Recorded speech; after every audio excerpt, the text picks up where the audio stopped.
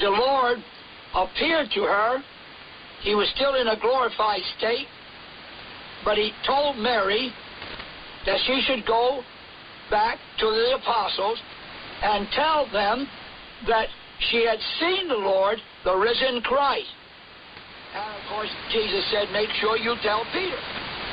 So they get back to the brethren in a depressed, solitary place where they were trying to gather their thoughts together and what they were going to do, since the Lord was now gone. They didn't know where he was, and they weren't quite sure what they were going to do or what they were going to tell their friends. About that time, a presence came into the room, and there stood the Lord Jesus Christ in his resurrection form. He said, peace be unto you. And he spoke to them, and he comforted them, and he reassured them, and then he left. Now he came in without opening or closing the door. He was a spirit being, and yet he was a fleshly spirit being. Of flesh, not flesh and blood, but flesh and bone. Flesh and blood, any body, any kind of flesh that depends upon the blood to be alive cannot inherit the kingdom of heaven. The flesh and bone that's kept alive by spirit will be in the kingdom. We will have bodies like unto his body. As Jesus left that gathering, there was a young man named Thomas. We've all come to know him, as he's been identified by many of us, as Doubting Thomas. Know what the brother said? Strenuous trial that most Christians are going through is doubting. Well, Thomas came into the room.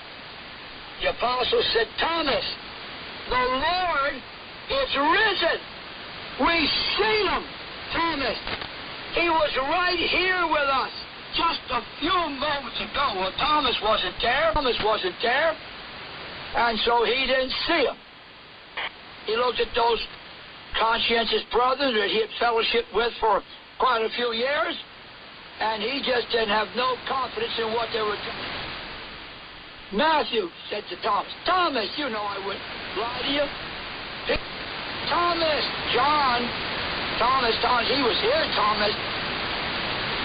I heard Thomas say, well, I'm sorry, fellas, unless I can put my finger in the nail prints in his hand, and thrust my hand into his side, I will not believe. These are my conditions for believing. Well, the Lord Jesus heard that. And of course, Thomas was one of his chosen, one of his elect. And so he had to do something about it. And so he goes back and appears again.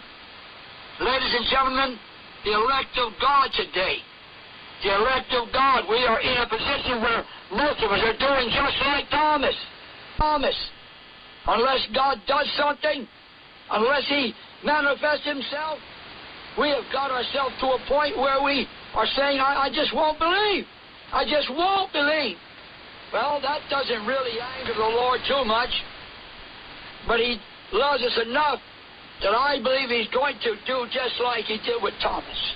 He came back, manifested himself in his presence, and said, come here, Thomas. Come here. Here, my